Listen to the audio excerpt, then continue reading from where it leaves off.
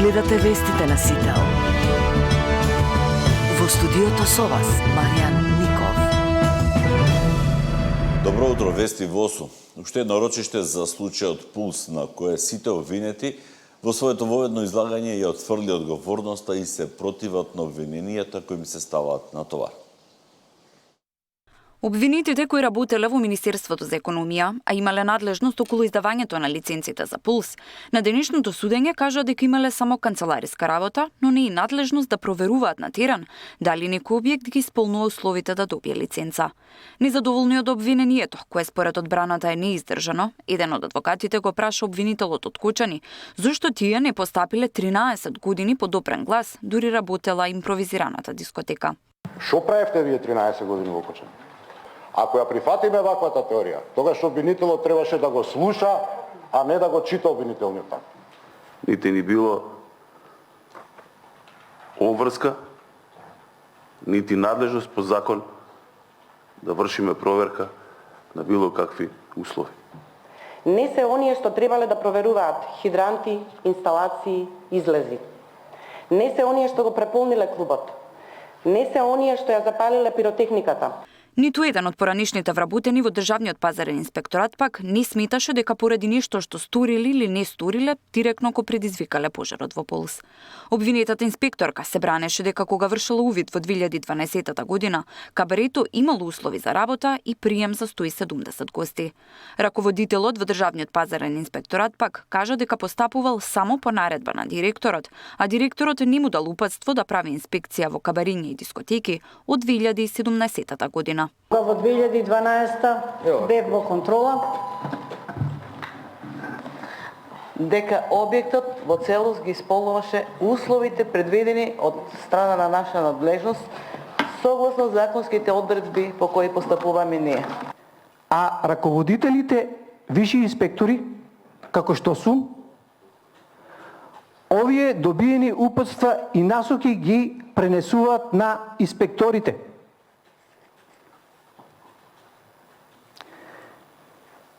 Во периодот од октомври 2017 до денот на немилиот настан немам добиено насоки за контрола на исполнување на МТУ во кабареа, ноќни клубови, дискотеки. На поранишниот административен работник во економија кој е обвинет за примање мито за издавање лиценца, му е укинат притворот со имотна гаранција која приложил од 600.000 евра. Следното рочиште продолжува со воведни зборови на двете обвинети фирми и обвинетиот Александар Нацев, пошто ќе следи сведочење на сведок предложен од обвинителството. Тамара Дичевска, Сител телевизија.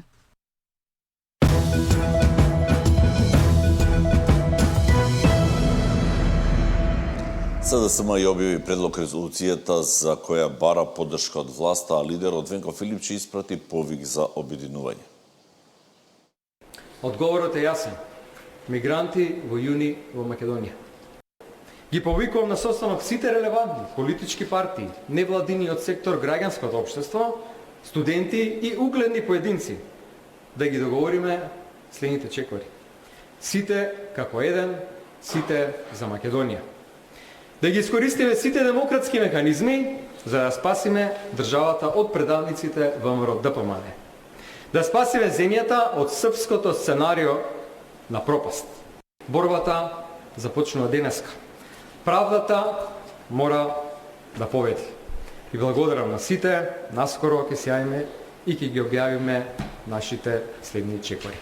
Тој е социопатски случај на лажго и манипулатор, додека штетата од неговото работење ја плаќаат сите граѓани. Изработка на државно урбанистичко планска документација за прифатен центар на странци за потребите на секторот за гранични работи и миграции при Министерството за внатрешни работи на КП број 35 запишана во имотен лист број 2140 за КО Бардовци.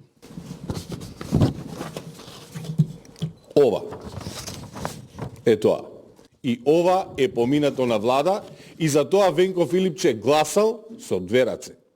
Овие мигранти кои тогаш Филипче сакал да ги прими, се истите тие мигранти кои сега прават проблеми во Европа. Да не беше притисокот ВМРО ДПМН тогаш, денес ќе имаше мигранти во Македонија.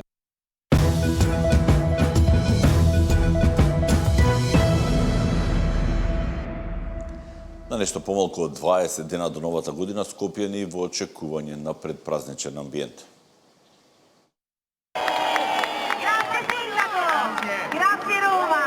Загреб, Прага, Рим, Минхен, Страсбург, вака изгледаат метрополите во пресред на новогодишните и божикни празници. Европските престолнини се во полн сјај уште од пред почетокот на декември, а атмосферата дополнително ја надополнуваат со познатите божикни маркети кои се туристичка атракција. На Скопскиот плоштад се уште нема ниту елка. Поставени се кукички на кои треба да се продаваат сладки, бомбони и украси, но не се во функција. Од град Скопје велат до средината на овој месец градот ќе биде украсен.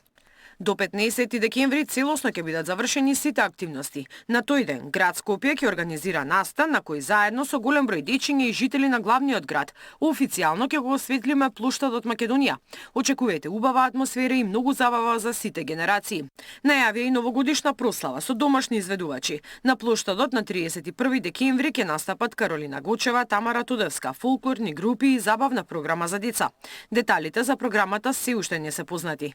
Граѓаните се надеваат дека Скопје ќе добие новогодишна атмосфера како што му доликува на главен град. Многу поише украси, многу по, не знам, чувство дека е нова година, па што декември не е нова година. Знаете ли дека ќе има нешто, нека прослава? Па има, да, кажа дека ќе има као само македонски артисти во центарот на градот, ама мислам дека џабе пошто сите Скопјани сидат на други места за нова година и веќе се сите негде резервирани. Дојдовме, ама некако да очекуваме, ама ништо слабо. Нема елка. Што сакате да видите сега еве? На Китиното во центар. Сакавме да видиме како на Китено, но уште не на Китено. Ќе биде.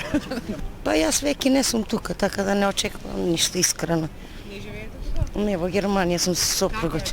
Кога се украсува, од кога има? Цело лето. Навистина е стално украшено таму. Украси и сјалички може да се забележат на кафулињата и рестораните. И елка има, но на територија на општина Центар, на улицата која води до плоштадот. Од општината Центар најавија посебна прослава за нова година, како што организирале и во последните неколку години. Миријана Давидовска, Сител телевизија. Во училиштата во Скопје активна е петиција на загрижени родители за ограничување на социјалните мрежи за помлади од 16 години и целосна забрана за деца под 12. Главен аргумент врз кој ја темелат петицијата е негативното влијание врз менталното здравје на нивните деца. Она што секако ние целиме да направиме е да се забрани употреба на социјални медиуми до одредена возраст. Праксата покажува дека таа варира, но тука е околу некаде 12-13 годишна возраст е целосна забрана на употреба на социјални медиуми, додека од 13 до 16 години најчесто е со родителска согласност. Еве како Австралија, но и другите земји го имаат тоа регулирано. Зборувам на ниво на Европска Унија, такви мерки имаат и Франција, и Германија, и Данска, Шведска, Италија, Грција, Хрватска има моментално иницијатива, Албанија, знаете, го забрани тиктокот веќе. Така што и Европскиот парламент донесе резолуција на крајот од ноември со која што ги потикнува државите да ги заштитат своите деца. Секоја алатка или секој социјален медиум има граница за под 16 години. Ако родителите тоа го имплементираат кај нивните деца, тогаш децата нема да имаат пристап до алгоритми кои што се штетни, содржини кои се штетни за нив. Доколку тоа не го прават родителите, многу е потешко државата да се меша во слободниот избор на секој граѓанин и на секое семејство и да одлучува што некој граѓанин смее, а што не смее да гледа.